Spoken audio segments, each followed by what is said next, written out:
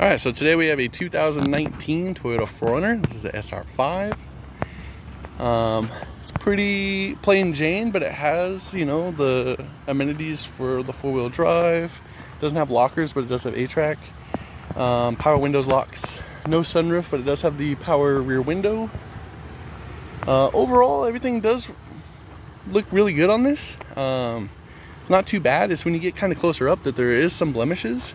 So I don't know if the camera picks that up. There's a pretty good ding here. This fender has been repainted, and this bumper has been repainted. You can see here like some paint work. You can kind of feel the roughness. You can see here there's some blemishes in the paint. A little bit misaligned here. And then, you know, a couple dings in that door. It's not really scratched up too bad. Right here, your eye can see it better than the camera, but there's a little bit of unevenness here. You can see here on the edges, you can see here on the edges where there's been some work. It's not really uniform anymore. And then this taillight LED combo is not working. The turn signals work, reverse, but no brake or taillight on there. This bumper has been repainted, I believe replaced. It's not secure at the bottom, which is why I believe this is missing. You can kind of see here. You can really feel the paint lines when you rub your finger here. And then you open it, you can see like mismatched hardware, some hardware missing. See more of the roughness. You paint edges. Let that focus. Paint edges and stuff. But from like 5 feet, it's not bad. Roof doesn't look like it was ever really utilized. It's in pretty good shape overall. Tires are pretty much brand new. Look really good. Wheels are pretty sweet. I did notice this one looks like it was someone tried to paint it, because all of these are black, but this is the only wheel that they are black, and it's kind of like rubbed off in some spots. So all the other ones have like that zinc kind of look, gold brass look, you know. But they do have all the caps, a little bit of scuffing. And then again, this bumper here, so it pops out a little bit. You can push it in, but it kind of pops back out. It's not like easy to shake. It's not loose, not rattling, but it's just not factory perfect. We'll stop here, continue through the process. All right, we're gonna run through this engine bay really fast. Really clean. Not a lot going on here. Power steering, brake fluid looks really clean, very nice. I love that. This cap was just kind of laying off down in the bottom here, so I just picked it up. That kind of goes along the lines with some of the jump start stuff I've been talking about throughout the videos. Overall, really clean. Oil's nice and full. Transmissions are service checks on these. There's just like a little nut in the bottom that you check on a level surface while running. But overall, everything is dry. Belts, hoses all look really good. Filter's been done. You can see your hoses down here. Belts look good. Everything's pretty dry for the most part. And the only one thing I caught my eye, let's see if I can get this in here. So this hard line right here, you can see underneath there's some residue and some cake stuff there. So timing cover is underneath the valve cover there, and then, you know, valve cover. Your oil fill's on the other side, so something was causing residue there. I would keep a close eye on it. They did clean this engine bay, you can tell. So it's not, it's got a good amount of residue. It's hard for me to stick the camera in there and light it up, but down in here, behind the stick, around that line, you can see it with your eye better in the sun than this camera will. So just keep an eye right there. It could just be the valve cover, but if it's timing cover, that kind of sucks. There is an inspection plate there. Could be some of the breather stuff. Definitely something to just watch on. Yeah, overall not bad. I'm really impressed with the brake fluid. I'm gonna be honest, this thing stops hard. Yeah. Real fast, I'm gonna set the camera down. Just bear with it. I'm gonna start the vehicle, and then I'll come right back over here. See if I can get this to stay put. All right. Try that.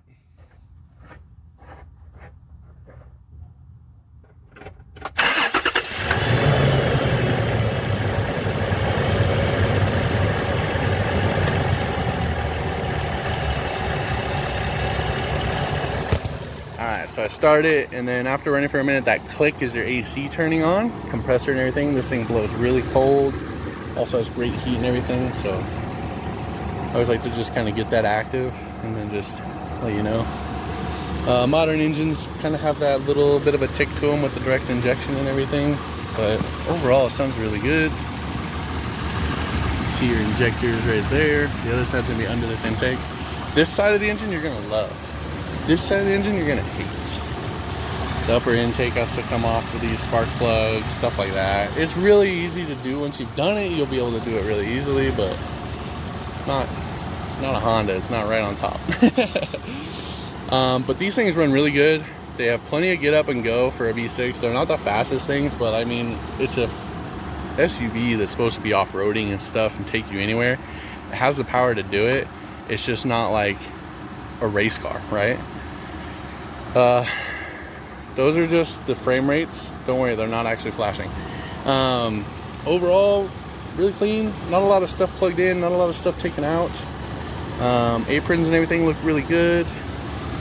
Frame and everything, you can see nothing's really been messed with.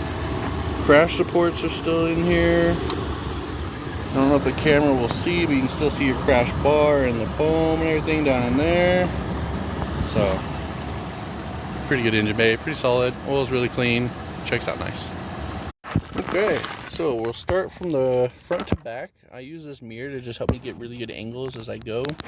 One thing about like the stain on the metal here, your oil filter's upside down up in there, and it's a canister. If you do your own oil changes, you'll come to hate it. But it's not the worst, honestly. You just have to take these skid plates off. They're kind of heavy duty, so they have some weight. They're usually connected, but you can get away with just the front one here. It still has all the plastics and everything here, so that's really cool. A lot of times those go missing. So, but front to back like this just lets me see if anything's been hanging down, anything that's pushed in, or anything that's been dragging on the vehicle, any wet areas or anything like that. We're gonna go to each corner area and just touch base. So this is your driver front corner. So this is your body mount, and then your rocker and frame. Looks really good.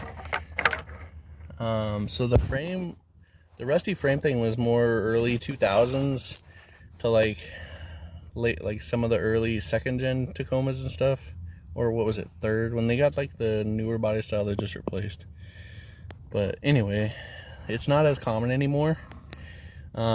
This one still looks really good. There's no signs of even really surface rust on this bad boy. You can see your cat here and your pan nice and dry. Transfer case, same deal. And driveline is right there, also looks really good. Kind of see this, the universal joint here. So, looks good. Fuel tank and everything, not bad. Still got the skid plate there too. Rocker looks good. We're gonna go straight from the back. All right, all the way at the back here. So there's your spare tucked up underneath here. Couple things. So the rear bumper on this has been, I would think, replaced and then repainted, obviously. But you can see you got overspray here. The brackets on Toyotas are bent like that on purpose so that it's not hanging down. It's actually really smart. It's just kind of goofy when you go to plug stuff in, but it does have 7 4-pin. Axle and everything nice and dry. Stock exhaust. It's got the little tip that they do on these, but beyond that, it's stock. But you can look here. I'm gonna try and hold the mirror and this tablet and point. So this is the body, this is the frame. Okay, so the body here, all the factory pinch well, or like, yeah, like pinch welds and stuff all look really good. Everything's still straight. You can just see where like the plastics and everything got repainted. and secured, kind of, not all the way secure. You see those two there. So kind of a little flappy down here. It's probably where that cover went. And then your links and everything over there. We're gonna hop sides, go to the other corner. All right, so we're on the passenger. So here's the front. Get your body mount, frame, rocker, and everything looks really good here too. I did note on here this cat is missing the heat shields, but that's pretty much all I really noticed under here. Looks really good overall for our area. This looks great. Just to say that. On the interior, I always start here at the wheel. They're quite busy these days. So you got your phone controls, display settings, and then your screen settings, radio, mute, and then volume. Down back behind the wheel is your cruise. All works as intended. This does have a heated washer, and then the power inverter for the back. Turn it on and off if you're not using unnecessary things. So pretty standard screen. It doesn't have nav or anything like that. It does have a backup camera. Just kind of gives you like, hey, this is where you should stop if you want to open your tailgate, but there's no real radar on there. AC blows super cold. Does have the max AC. Heat works really good. Goes through all the modes as intended. And then dash is in pretty good shape. We do have some scratches on this. They're pretty light, but you can see them at certain angles.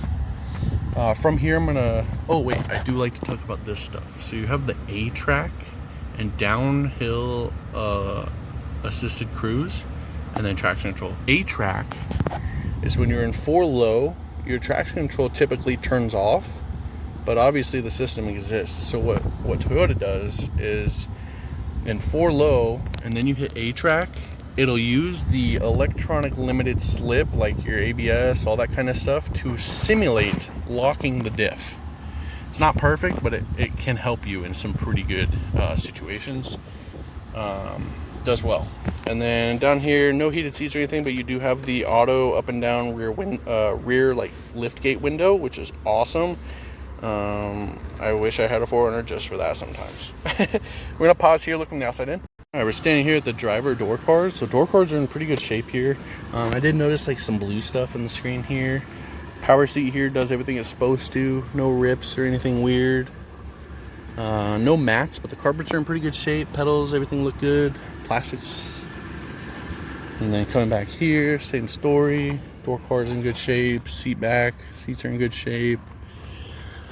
Does have the cup holders and everything still in there. So looks pretty good. Hop inside. So passenger rear door card, again, really good shape. Seats here, also in good shape. There's like a little bit of darkness here. I don't know. It's kind of stainy. Again, carpets are in good shape. There's just no mats. Door card here. Glove box has all the stuffs. Manual seat on this side, but also in good condition. Bolsters are nice. And then no sunroof, is a slick top. Has some stains, and then back here in the back there are some scratches and some punctures and stuff. Well, we'll stop there. All right, we're gonna run through this one really quick. This has a 3rd row in this 4Runner. A lot of people leave them folded down, but I fold them up just so you can see. Now you pull this. I'm gonna show you. It already did it. So these get sucked underneath. They go down into this floor panel here, right? And then these will go down flat. So when I folded those up at first, I looked down, I'm like, there's no bottom cushions. I forgot you gotta like pull them out of this part. So now your cushions are in here. Seat backs are laying where the cushions were. Blew my mind for a second when I first popped these forward. I'm like, that just wasn't registering. So don't be me. Your jack and everything is in here. See if I can do it one-handed. Yeah. So jack, tools and everything right there. Like that. And then this is just like a storage bin in here. It's empty right now.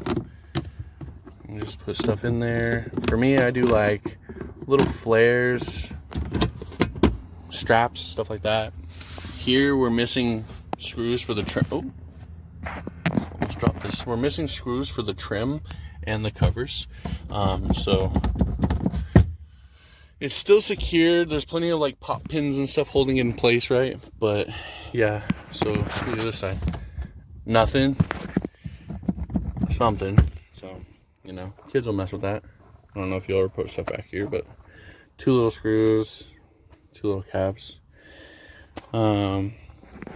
Yeah, has a little power port back here, like an actual like house port, 120, and seal and everything looks really good.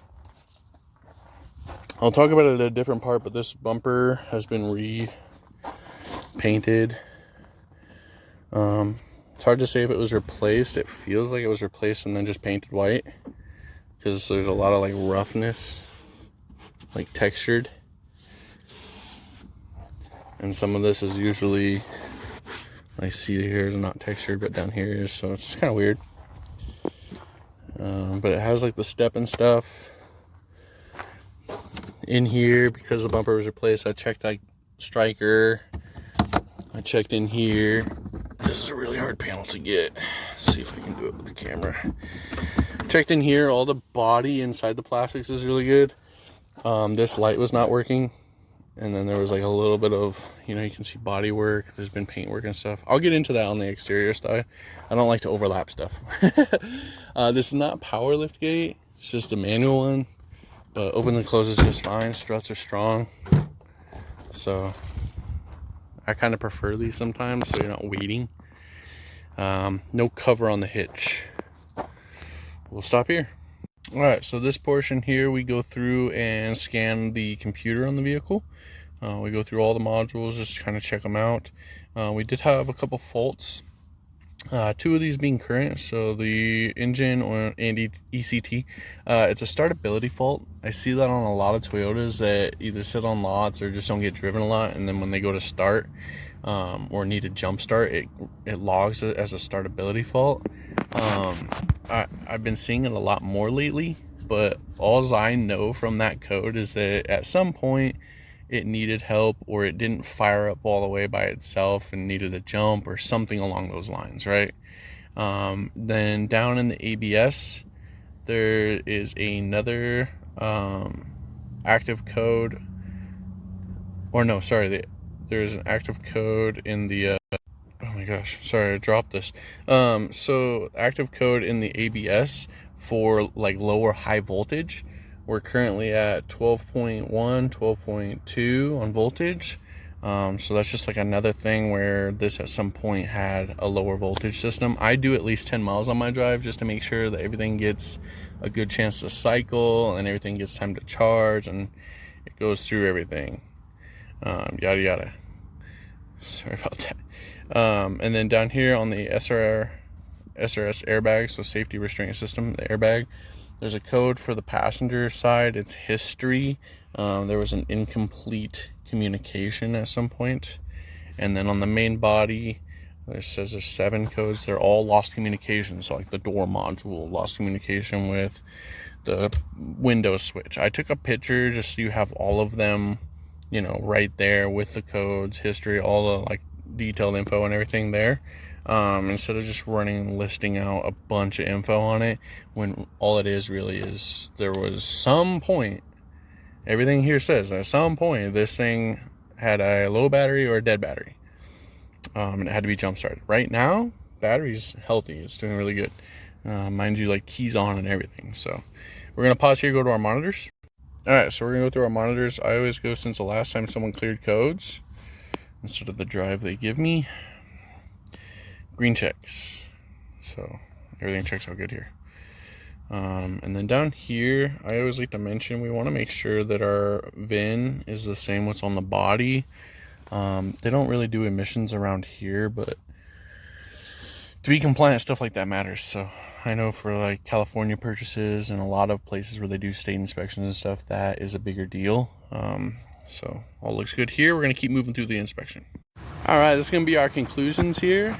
So overall, drives really good, stops great, has plenty of get up and go, kicks down really well, cruise control is nice, AC blows super cold. Nice little runner. I do really like the 4Runners. They're just Always been a little out of my budget. I'm an Xterra guy now. Wheels and tires are really good. Like I said, brakes are great. There's really minimal rust on this. I found like a little spot on the hood where there was a chip. Couple things that I pointed out. This tail light / brake light is not working. It is an LED housing, so that just adds cost. It's not like you can just throw a bulb and be on your way. Has had some body work in this rear area. This quarter has been painted. Bumpers have been painted on front and rear. This fender has been painted. There's a little bit of blemishes, you know, some rough edges. You can kind of see it with your eyes a lot better than the camera. Has LED lights all the way around for the most part. Code wise, it has the startability fault, which I see on a lot of Toyotas that sit on lots. It's typically from having to be jump started, or they don't have enough power to actually start, and so then you have to like put power on, or they replace battery. It has codes and everything that kind of associate with that. The positive cover was just laying in the engine bay there, so there's just some signs of that. Inside, the headliner has some tears in it and stuff, but overall it's in pretty good shape. No floor mats, but carpet's in great shape. Seats are in really good shape. They are cloth. All the power stuff works except for this window. It kind of shifts off to, like, it'll kick side to side and it'll kind of set off the resistance. So on new cars, there's a resistance. When they feel resistance, they stop. Basically, if you put your hand in there like a kid, so it doesn't like smash your fingers like when we were kids. That resistance causes it to stop. So sometimes it won't go all the way up, sometimes it won't go all the way down. You gotta kind of finagle it, but you don't have to get out and like grab it. You can actually just use the switch, but it's kind of annoying. It kind of kicks off to the left, it seems. Everything else does exactly what you want button wise inside. Yeah, underneath, your main thing was rust. I see nothing. There isn't even any surface rust like we always see in our area. So underneath it looks great. As far as bumpers being replaced, there's nothing as far as frames or crash rails or any of the, you know, supports or anything that looked like they were messed with. It's just had some exterior body stuff done up on it. Yeah, not a bad one. It's just had some fun. We're gonna just stop here and